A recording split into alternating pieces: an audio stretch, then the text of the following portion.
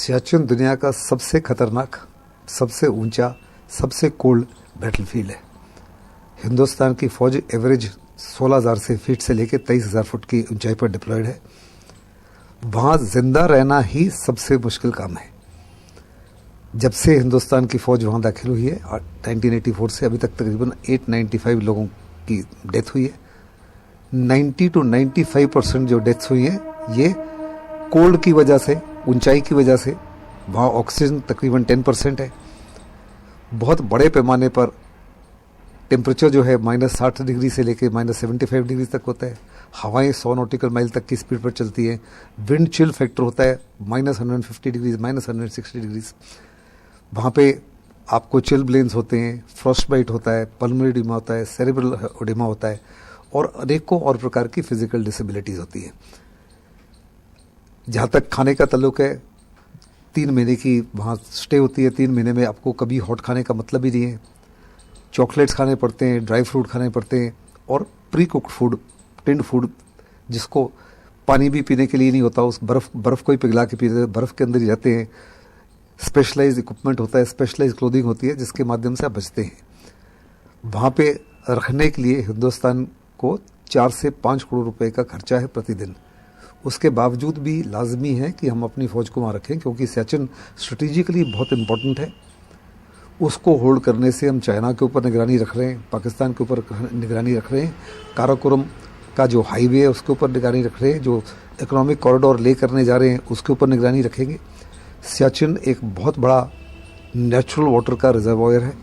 अगर वो पोजीशन हम छोड़ दें तो एक तो चाइना और पाकिस्तान लिंकअप कर लेगा, वो वाटर रिसोर्सेज के ऊपर हमारा हमेशा उसके ऊपर खोदेंगे, प्लस बहुत बड़ा वो नेचुरल रिसोर्सेज का भी भंडार है।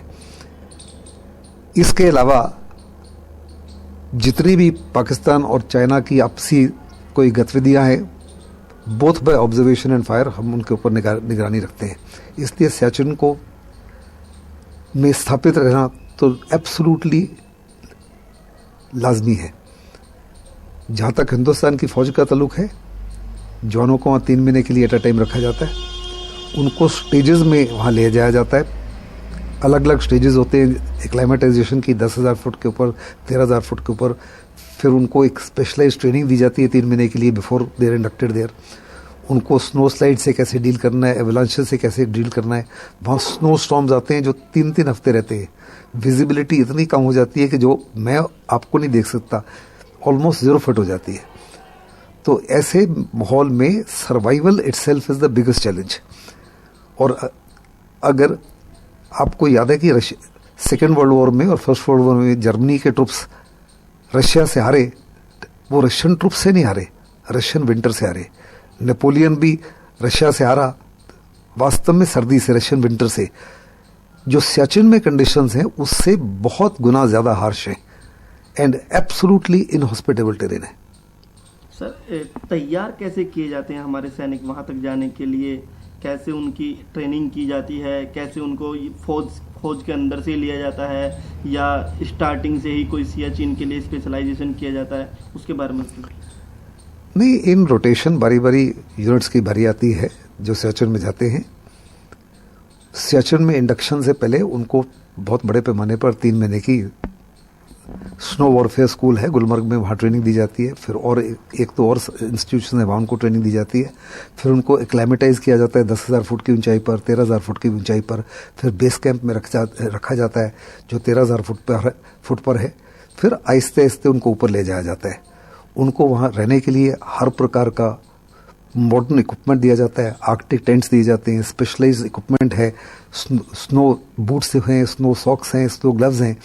क्योंकि जो वहाँ सर्दी है, अगर आपने नंगा हाथ किसी भी मेटल को या पत्थरों को लगा दिया तो इट इमीडिएटली फ्रॉस्ट बाइटन हो जाता है।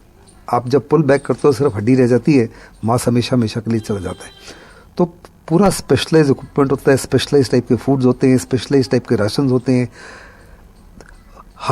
हर एक जो वहाँ कार्रवाई करते हो कंप्लीटली अलग है बनस्पत के जो आम लोग करते हैं। तो ये तमाम ट्रेनिंग के बाद ही उनको वहाँ रखा जाता है। मैक्सिमम टेन्योर जो है जवान का वहाँ 3 महीने रखा जाता है। 3 महीने के बाद में वहाँ पूरे ऑफिसर्स, जेसीओ, एनसीओ बारी बारी चेंज करते जाते हैं, क्योंकि किसी भी समय पोजीशन को खाली नहीं किया जाता। सो जो आपकी लोग जा रहे हैं आ रहे हैं, वो ऐसा बनाया जाता है कि at any one point of time Siachen की जो हाइट्स हैं, जो पिकेट्स हैं, जो पोस्ट है हमारी, हमेशा हर प्रकार से मैंड रहे। सर कितना लंबा बॉर्डर है और कितने सैनिक हमारे एक टाइम में रहते हैं? 3 महीने का टाइम आपने बताया, कितने सैनिक उस 3 महीने के टाइम पीरियड में रहते हैं और किस तरीके से देश की सुरक्षा की जाती है वहाँ पे? क्या उनके पास आर्म होते हैं, किन से लड़ते हैं, और जो कब से ये शुरू करना पड़ा भारत को भी सियाचिन पे अपनी फौज? सियाचिन में हम गए 1984 में। 1984 से पहले ना तो पाकिस्तान था वहाँ पे, ना हिंदुस्तान था। लेकिन पाकिस्तान जो है under the guise of international mountaineering expedition बहुत एक्सपीडिशन भेज रहा था, और वो जाहिर करना चाह रहा था दुनिया को कि ये सियाचिन जो एरिया है वो उसका है। जब बड़े पैमाने पर हिंदुस्तान को ये नज़र आया कि वो कह रहा है कि नदर्न एरियाज़ का हिस्सा है, तो हिंदुस्तान ने 1984 में हमला करके सियाचिन को पहली बारी ऑक्यूपाई किया। उस समय वहाँ पे कैसे रहना है, वहाँ की कंडीशंस क्या हैं, से हम बिल्कुल भी परिचित नहीं थे। तो शुरू में कैजुअलिटी ज़्यादा हुई, पल्मोनरी एडिमा बहुत हुआ, सेरेब्रल एडिमा बहुत हुआ, सही प्रकार के राशन नहीं थे, सही प्रकार का इक्विपमेंट नहीं था, सही प्रकार के लॉजिस्टिक्स नहीं थे, सही प्रकार का सर्वाइवल किट नहीं था। किन किन हाइट्स में कैसे क्लाइमेटाइजेशन करना है, किस माफी की ट्रेनिंग देनी है, इसका कोई भी अनुभव नहीं था। But over a period of time अभी बाय रोटेशन ट्रुप्स को भेजा जाता है। सियाचिन जो इटसेल्फ है ग्लेशियर है, 70 किलोमीटर है नॉर्थ से लेके नीचे तक। उसकी इम्पोर्टेंस क्या है आपको मैंने पहले ही जाहिर कर दी है। वहाँ पे 4 मुख्य पासेस हैं और कुछ मुख्य इम्पोर्टेंट हाइट्स हैं। लगभग 10 से 15 पोजीशंस हैं जिनको हम हर समय पकड़ के रखते हैं।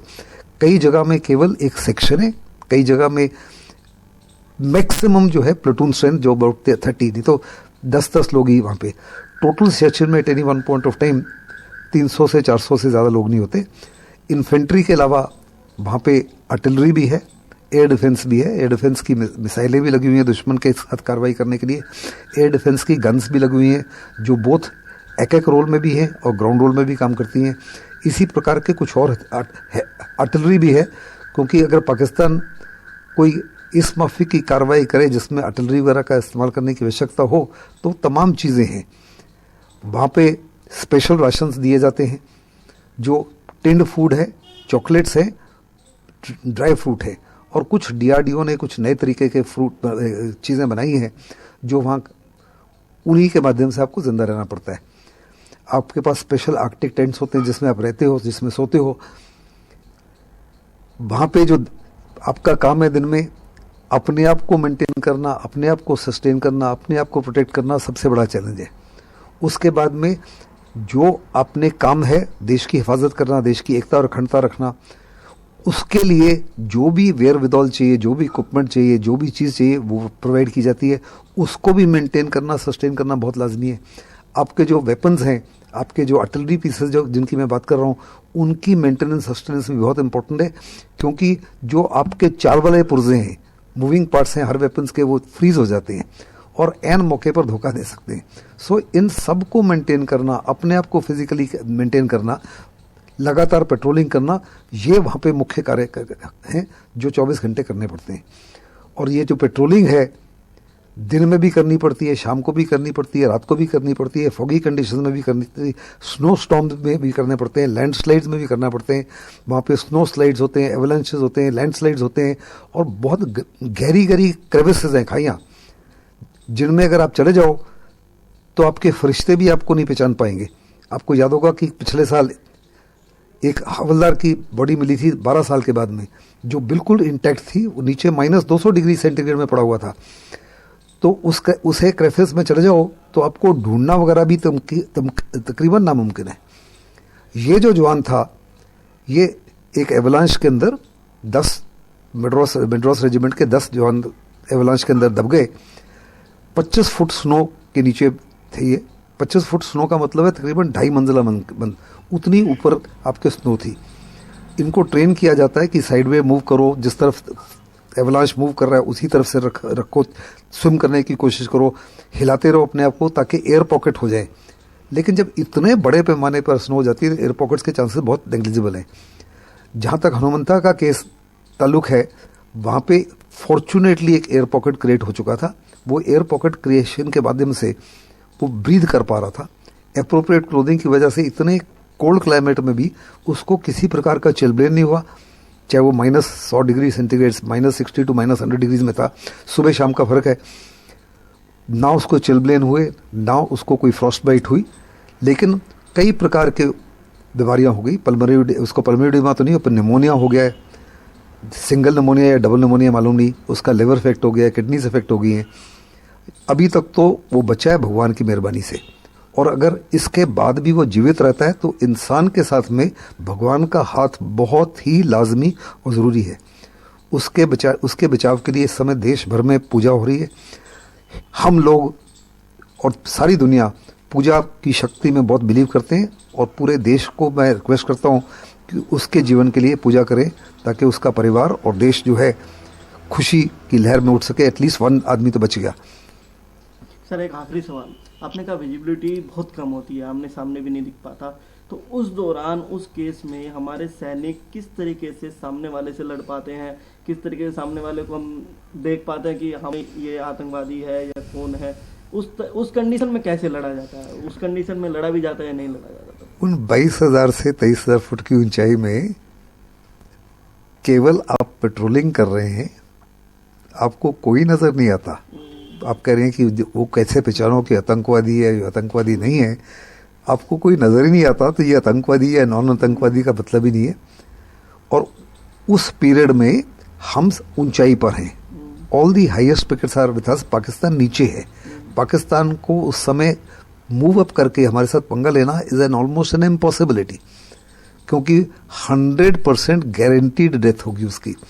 लेकिन उसके बावजूद भी, ये जानते हुए कि पाकिस्तान के लिए बड़ा मुश्किल है, फिर भी हम हमेशा ही चौकन्ने रहते हैं, हमेशा ही सतर्क रहते हैं, ताकि धोखा ना हो जाए।